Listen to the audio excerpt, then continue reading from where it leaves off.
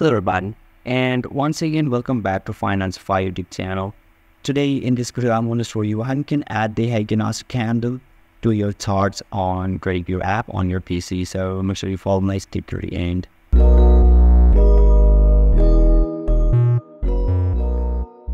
First thing first, I assume that you have already downloaded the TradingView app and already logged in, and now right after that, once you open it, you'll be able to see the interface of the TradingView apps on the screen.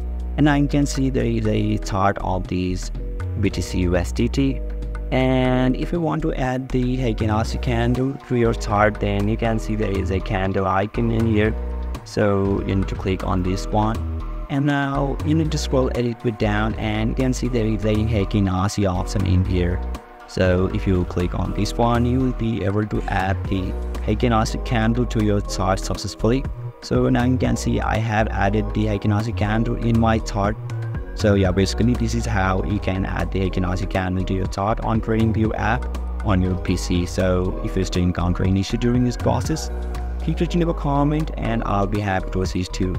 If you found this video helpful, please give it a thumbs up, and if you are new to this channel, make sure to hit the subscribe button and set the bell icon on so that you can stay up to date with our latest content.